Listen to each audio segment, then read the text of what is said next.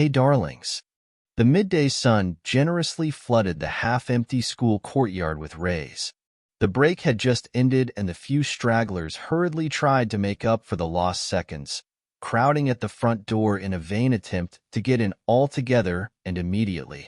Leonid Alekseevich, I hope you and I still understand each other.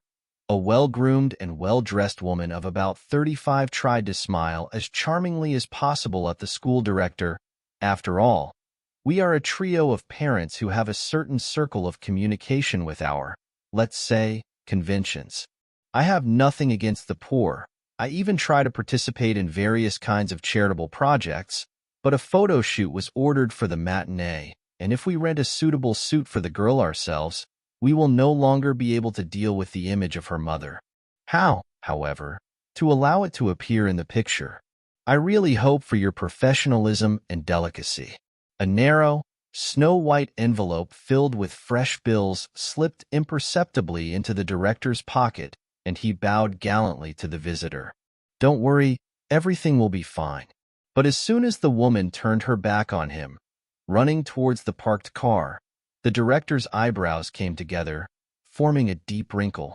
Well, where did you come from in my head? Dissatisfied thoughts swarmed in the head of the director. You see, the mother without prestige is not suitable for them. How can I isolate it? Please tell me. She considers each daughter's matinee almost the main event in her life. And why on earth should the director act as a doorman, allowing only those who have passed strict control into the hotel? Everyone comes into this world naked, barefoot and alone, and leaves here the same. And I have to break this comedy, because you see, they are important people and they sponsor the school. We need to talk to Smirnova more delicately. Damn all those first-generation aristocrats. With a heavy step, he walked to his office. Katya Smirnova's mother was supposed to come today for her daughter's reference. Marina approached the school almost running. She only managed to escape the office for an hour. It's good that the school is 2 stops away. She can get there in time. She almost climbed the porch steps and ran to the principal's office. Leonid Alekseevich, did I have time? Sorry for being in a hurry, but I barely escaped. Come in, Smirnova. I just signed the character reference. The director handed Marina a sheet written in thick letters and added, Sit down for a minute. I'm not going to arrest you. Marina sat obediently on a chair, perplexed. Here's the thing. They expect me to resolve this issue delicately. But, as it turns out, I don't always know how to be delicate. In general, the situation is this. Your parent trio, who financially support all the cool events, and not only them, also wants to do a photo shoot from the matinee. And you see, they need an appropriate contingent there. They dress the children in costumes, but some parents, according to their standards, do not accept the style of clothing. And I, an old stump, waiting for them to pay for the computer class, have to ask you to look at this whole ball, like Cinderella, from the far window. The director loudly cracked his fingers in anger, and Marina, turning pale, rose from her chair. Don't worry so much, Leonid Alekseevich. I understood everything. What can you do? Life now is so lopsided. I understand that you cannot always insist on your own. There will be a video recording, right? The director nodded silently. I'll do everything right. I'll tell Katya that they didn't let me go from work.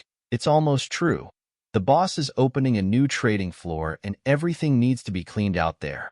Now it's already the end of the year, and next year, you'll see, something will change. The director sat down wearily in his chair. Forgive me, old man. I couldn't lie to you beautifully. You are not the kind of person, Marina, to write out lying circles in front of you. The woman nodded, raised her clenched fist in a call to hold on and not give up, and slipped out of the office. Tears persistently welled up in my eyes. The late Boreas stood before his mind's eye, smiling with white teeth and promising, Never drift, girls. You won't get lost with me. It was really impossible to get lost with him. Boris served as a huntsman in a large forestry, was not afraid of animals, people, or bad weather, he was always cheerful, resourceful, and infinitely reliable. Yes, it was impossible to disappear with him. He himself disappeared, didn't return from the next round. And 3 days later they found his body with a poacher's bullet stuck right in his heart. 200 meters from him, they found the corpse of a roe deer with a fawn. The crime received a great response. All local media wrote about it. But this did not help the progress of the investigation. The culprits were never found, and Marina still felt a strong shiver at the mere thought that her husband's killer was most likely now living a prosperous life, partying with friends, still going on illegal hunts and sleeping peacefully at night. If Boria were alive now, who would dare to say that he, weathered by the prickly winds, tanned, strong and real, might not correspond to someone there? But with Bori's death, life changed dramatically, creating a big crack. I had to urgently look for a job in the city. I couldn't find a decent one, and the cleaning lady in the shopping center ruins the whole facade for the gentleman. Marina arrived at work on time, and with some desperate frenzy began to scrub the new trading floor. Labor productivity, of course, increased from this, but it did not make my soul any easier. Yes, it seems that Stakhanov's methods are in use here. A mocking voice came from behind Marina. She turned around sharply and saw Gennady Petrovich, the owner of the company, who had come to personally check the progress of the work. "Why chew snot?" Marina said sharply, twisting the rag. "You're giving results ahead of schedule." The boss's gaze became serious and concentrated.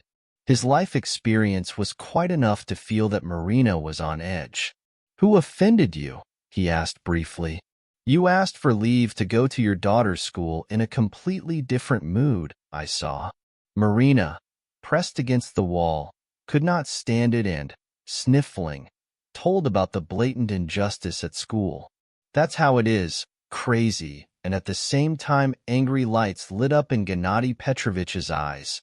"I wonder who these important people are who are embarrassed by my cleaners and what they themselves did in the recent past. Has the matinee already started?" "It will start in half an hour," answered Marina, not yet quite understanding what the boss was driving at. "Stella?" The secretary immediately picked up the phone. "Stella, haven't you taken home the cocktail dress you wore to receive our companions yesterday?" "Here?" "Wonderful. You rent it for a couple of hours to one of our employees. She'll come in now. In half an hour, I'll be waiting for you in the car." He turned to Marina.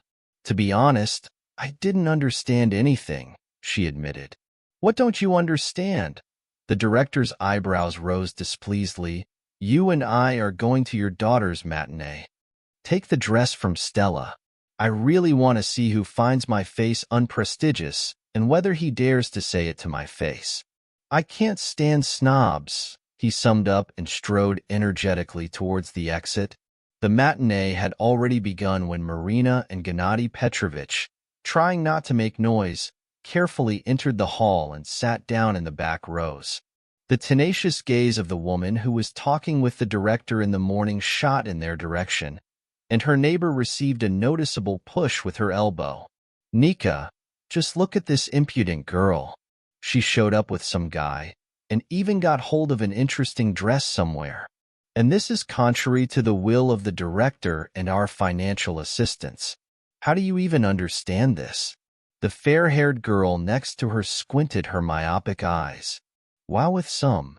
Lucian, this is Mila Nikishina's fiancé. We met them at the club last week." "Nice?" Her interlocutor's eyes widened almost twice. "And what is this groom doing in the ranks of the lumpen proletariat? Enjoys contrast? A good goose, you can't say anything. A profitable match and a silent passion. He managed to do it everywhere." They were shushed by other spectators who did not want to exchange the children's concert for idle gossip, and the friends had to shut up. And the concert, by the way, received a lot of applause, turning into a standing ovation. The children tried hard, and from their performances it was clear that artistic director Maria Andreevna also tried from the heart. Katia was a miracle. How beautiful she was in a pale pink dress, embroidered with sequins, and the old Italian song, Felicita, sung in a duet with Pasha Kalaskov, was a great success for her. "Mommy, you liked it? Did you really like it?" she asked Marina passionately, fiddling with the hem of her dress in excitement. "Well, of course, daughter. What doubts can there be?" smiled happy Marina, and Gennady Petrovich summed it up briefly. "Queen, let's go to the ice cream parlor to celebrate your success. The car is waiting." And under the predatory glances of Nicky and Lucien, all three climbed into a shiny dark red car, which quickly disappeared around the bend. It seems it's time to call the namesake. The one whom her friend called Lucien in the French manner squinted angrily after them. Marina, having woken up, was in no hurry to get out of bed, savoring the post-holiday mood remaining from yesterday. The day that started so badly yesterday ended in the best possible way. When she came to work at this trading company, Marina heard more than once from the staff that their boss, although strict, was fair and correct. Now she had to see this from her own experience. Katyushka had a real holiday yesterday. Sitting in a cafe and looking at her daughter's shining eyes, listening to her chirping voice and watching how she inspiredly soiled herself with chocolate, completely not noticing it, Marina recalled her best days with Boris, and this made her heart ache painfully and sweetly. Gennady Petrovich seemed to take on the role of a good wizard, joked, fooled around, and played along with Katyushka and everything. After the cafe, I brought them home by car. Marina hugged the pillow, savoring the pleasant memories. It's good that today is Saturday, and she doesn't have to go to work, and her daughter doesn't have to go to school. You can continue the celebration a little. But it was not possible to continue the celebration. The doorbell cut the silence so unexpectedly and demandingly that Marina did not even immediately realize that it was her doorbell ringing. Since moving to this city after the death of Boris, guests practically did not visit her. And where would they come from here? Has something really happened again? But with whom? Marina emerged from under the blanket and, fastening her robe as she went, hurried to open the door, simultaneously growing cold from unpleasant forebodings. Behind the door was discovered a completely unknown to Marina, a rather beautiful girl with a sleek and capricious face, looking at the hostess with disdain and anger. "Well, what did he see in you?" she blurted out without saying hello. "Who?" Marina stared at the guest with blank eyes. "Don't make a fool of yourself here," the girl interrupted her sharply. "Did Jenka take you and your foster child to cafes yesterday?" "You. And are you still playing tricks on me? I know that rich Pinocchio people are sometimes attracted to beggars like you, so don't roll your lip too much. Gina is my fiancée, and our wedding is in a month. Therefore, leave quietly, on your own and quickly, otherwise I will grind you into powder. And so that you have no doubt that I am quite capable of this, you will receive greetings from your landlady today. If this is not enough for you, I will go to show films in other directions." With these words, the stranger bared her teeth predatorily and, pulling the door from her side, slammed it loudly, miraculously not hitting Marina on the forehead. The miracles are over. Surprises have begun, Marina thought sadly, going to the bathroom to get in shape under the streams of cold water. The landlady really didn't have to wait. The phone rang as soon as Marina came out of the shower. "Marinaka?" Her voice was somewhat embarrassed and tense. "Marinaka, in light of new circumstances, I am forced to double your rent." "Twice?" Marina couldn't believe her ears. "You already had, frankly, not the lowest price." "My price will remain my price." There was genuine bitterness in the hostess's voice. "I was greedy by not concluding an official lease agreement with you, and now I'm paying for it. I will have to pay half of the amount because the tax office will still not be aware of my additional income. So this bitch will also make money from this." Marina gasped to herself, as they say, speechless with indignation. I wonder what would be better, to endure and cry over a failed matinee, or to have problems like these now. Marina thought to herself, preparing her daughter's favorite oatmeal with raisins and honey for breakfast. Katyushka loved to eat this dish cold and thickened, so she had to hurry so as not to starve her daughter. Although, why now guess how it turned out? It just happened. I wonder if Gennady Petrovich will also get it? So to speak, as a science, that no good deed goes unpunished? Desperate anger was seething inside. My brain was feverishly looking for a way out of the financial impasse, but there was no way out. Marina was already pulling in 1.5 times the salary, and the salary in the company was at a decent level. She couldn't find a higher-paying job without connections and patronage, and there was nowhere to increase the workload. She was already exhausted in order to provide Katyushka with an education in a good school, with the hope of eventually bringing her into the public eye. On Monday, the office greeted Marina with bustle and new rushes. Gennady Petrovich was gloomy and scurried back and forth with a worried look. After all, things got messed up and it's all because of me, Marina concluded and tried to quickly leave to clean the warehouse, so as not to once again remind the boss with her appearance about the troubles that had befallen him because of her. I wonder why he's still not married? He's not a boy anymore. Uninvited thoughts involuntarily crept into her head, which was not occupied with mental work. For some reason, the mop and vacuum cleaner didn't clear my thoughts. Perhaps this is not the first marriage and the young lady is not entirely confident in herself? Why wouldn't a poor, young and attractive person rush to some cleaning lady to sort things out with her and even weave base intrigues? Something is not quite right here purely.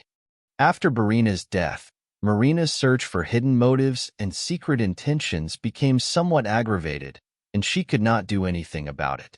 Thinking in this way and wielding a mop, Marina had almost reached the exit from the storage room and, deciding to take a break, cast a fleeting glance at the street.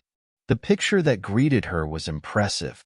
Right at the exit stood the boss's car, which had become so familiar, and a recent guest with a very dissatisfied, but nevertheless skillfully made-up face got into it. Gennady Petrovich was fiddling with the front door, and he looked both angry and slightly guilty. "Look, I've got the burdock plague," said the dissatisfied voice of Lenka's partner behind her. "This infection will not bring any good to the owner." "Who is this?" Marina asked, pretending to see the girl for the first time. "Bride, if I may say so," Lenka snorted. "Read between the lines. A stone on your neck. Why is he marrying her then?" Marina was surprised. So the rich have their own laws. Lenka was clearly well informed by one of the campaign employees. Gennady Petrovich has a business. The parents of this ulcer revolve in the same field.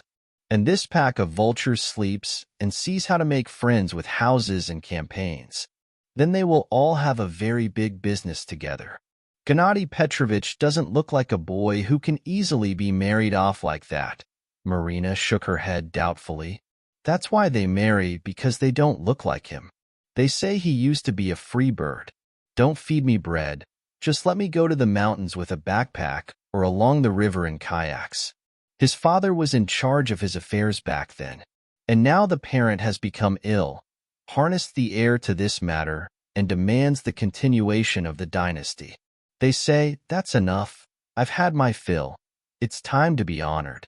And since he is afraid that the son's vagabond nature will take over, he found a suitable wife, the daughter of a companion. Our father loves him. He contradicts the healthy one, but he can no longer dare to do it to the sick one. Well, they know better, of course, Marina shrugged.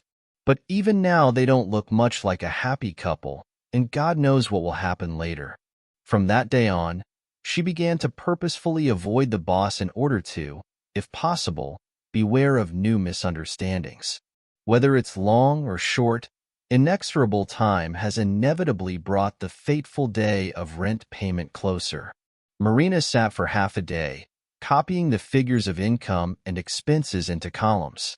In all possible combinations and in any scenario, she could not only achieve a surplus in the family budget, but even break even.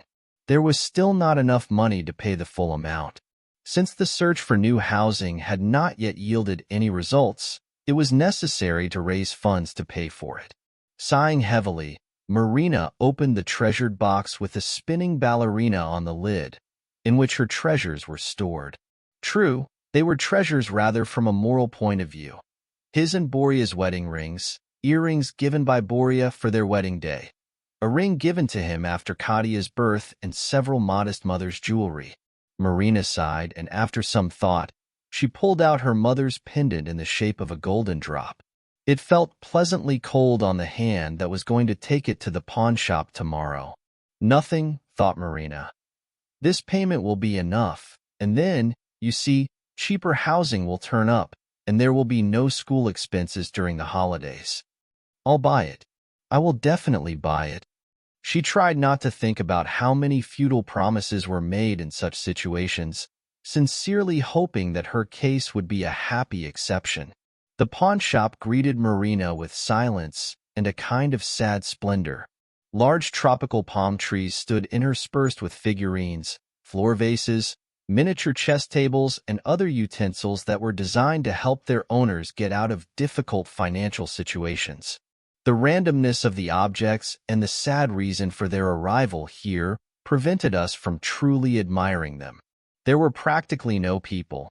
Only a young man stood at the appraiser's counter with a hunting rifle and was passionately trying to get as much money as possible for it. "This is not money for such a gun," he fumed. "This is not some kind of bullshit, but a real Benelli. Rifled. For a large animal. Yes, they will tear it away from you. Don't bring down the price like that." The appraiser quietly muttered something under his breath, showing with all his appearance that he still had to look for a suitable client for this Benelli, and he was giving the money right away, not being sure how soon it would be reimbursed to him. The fact that he would not throw in a penny was visible to the naked eye, and Marina even felt a little sorry for the guy who, like her, had fallen into some unpleasant financial hole.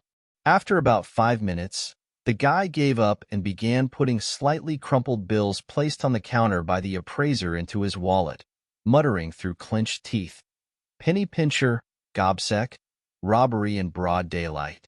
Watching this scene, Marina even doubted whether she should even come here with her tiny pendant.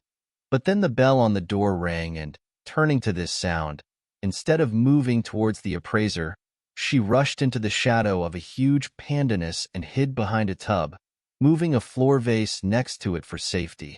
She didn't enter the pawnshop premises, but her boss's fiancé literally burst in and in one leap jumped up to the guy who had pawned the gun. "Stas, are you an idiot? Why the hell brought you here? Return the money immediately and take the gun back. What kind of girl is this? It seems that she communicates with everyone only in a state of scandal. I wonder if calm intonations are generally accessible to her?" flashed through Marina's head, trying to make herself more comfortable in her precarious hiding place. "Even if you don't run into things, you'll get a bunch of troubles again from nowhere." But the guy didn't heed the woman's cries, shook his head like a stubborn bull, and pulled the girl to talk away from the appraiser, right towards Marina's hiding place. She became completely unbearable. "Milka, don't yell or make a scandal. I urgently need money. I have no other way to get them now." The ancestor blocked all the cards. "Did you want him to give you unlimited use after you hacked the bank client system and almost completely ruined our company, pumping out crazy money from there? What was I supposed to do?" the guy snapped. "You're too much of a yeller because you don't know what it's like to be on the counter, and I miraculously escaped death. Oh, should I also feel sorry for you, baby?" Mila's voice, from pent-up anger, began to resemble some kind of explosive mixture of whistling and hissing. Or maybe the baby should have played less and not lost herself to the nines? Did your baby need money?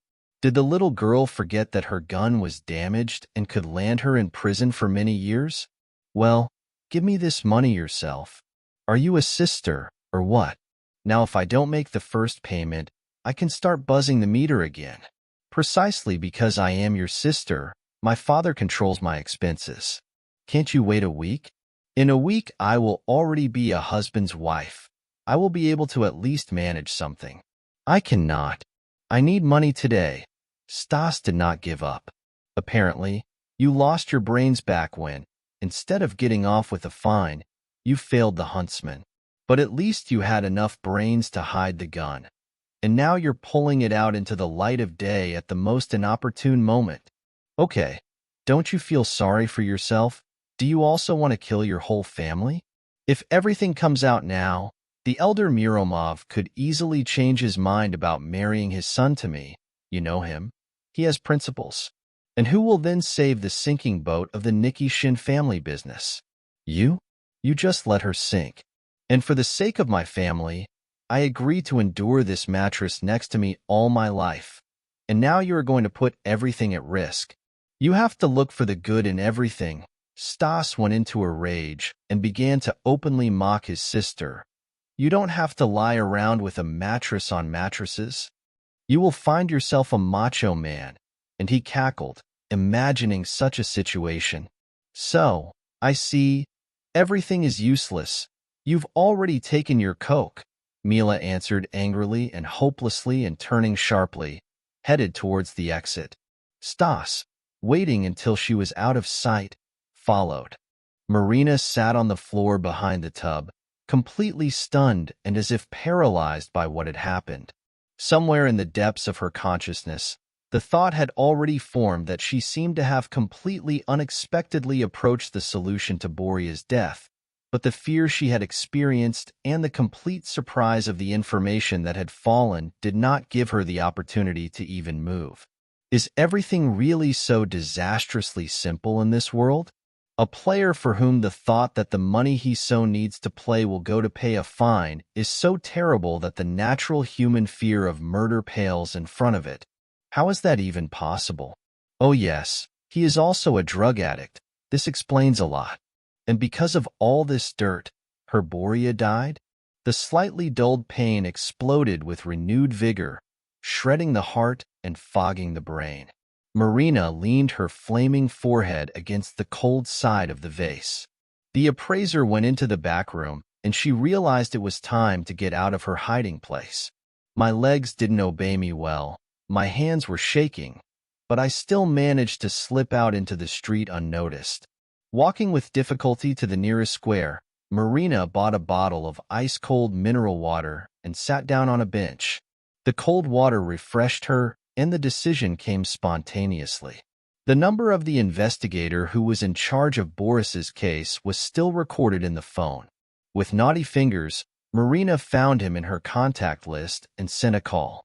No one answered the call. The beeps were long and drawn out, like an endless wait for the triumph of justice. Finally, a second before the call was supposed to end, the receiver was picked up and a dull, endlessly tired male voice answered hoarsely. I'm listening to you. Vitaly Pavlovich? Marina's voice also turned out to be tired and somehow hooked.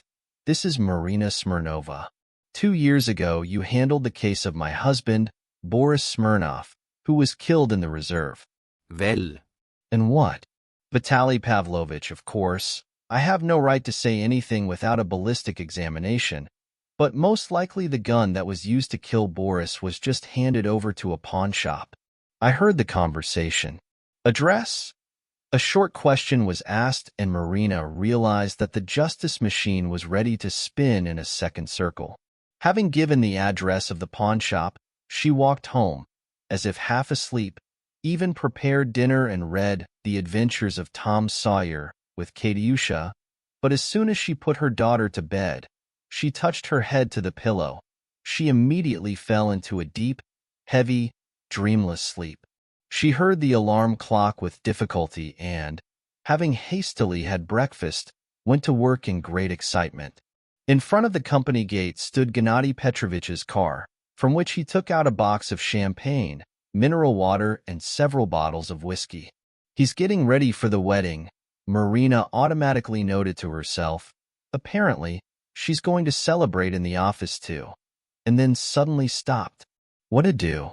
She now knows something he doesn't even know. To say? Would he want to listen to her? Maybe he loves that kinky bitch of his, Mila?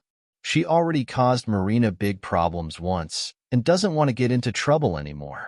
Furthermore, if your brother's crime story comes to light now, the marriage could be disrupted in itself. What if he doesn't get upset? Or will they be able to get married before everything that is secret becomes clear? Although, what does she really care about this complete stranger to her? At this moment, Marina felt a slight pang of conscience. This stranger recently gave up everything he was doing, exposed himself to the reproaches of his fiancée, to give her and Katyusha a vacation, also complete strangers to him. And now there is a direct threat to your well-being, as well as your personal happiness. The fact that to Mila he is just a walking wallet is as clear as two. On the other hand, in these business calculations there may be some nuances that are completely unknown to you, a mere mortal. Marina was about to go her own way, but then Gennady Petrovich noticed her. "Good afternoon. And I wanted to know if you were sick? You haven't been seen lately," he smiled at Marina.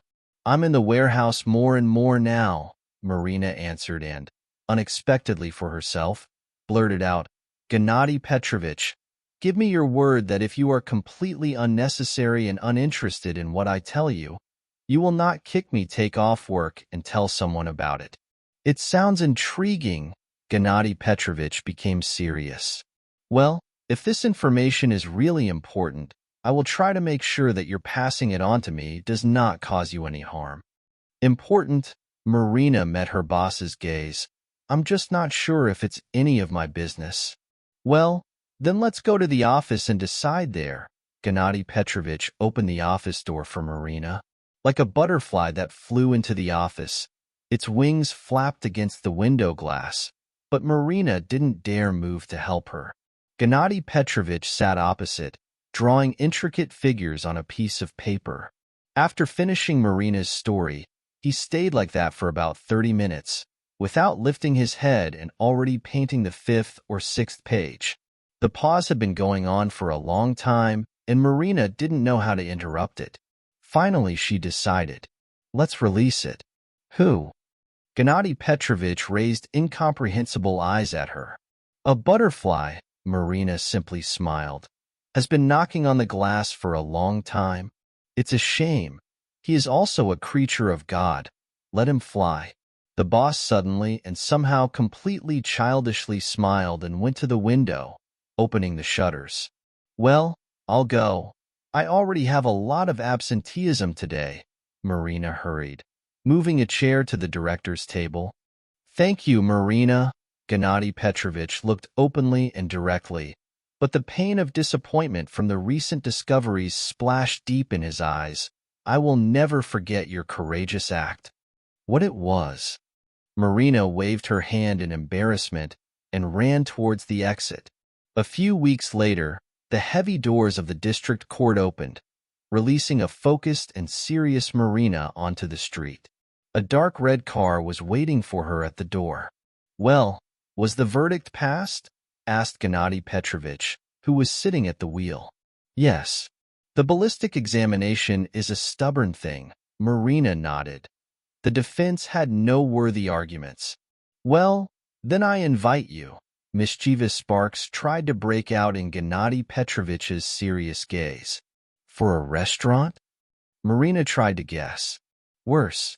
To the registry office," replied the chief without any smile. "I have been preparing to go to this institution for so long that I fear I will not be able to do it again." "Won't they be embarrassed by the bride's change so suddenly and the declaration of the second take?" Marina couldn't resist the irony. "Do not think. And if this confuses you, I will try to explain clearly that I now know all the best brands of hunting rifles," replied Gennady with an important look.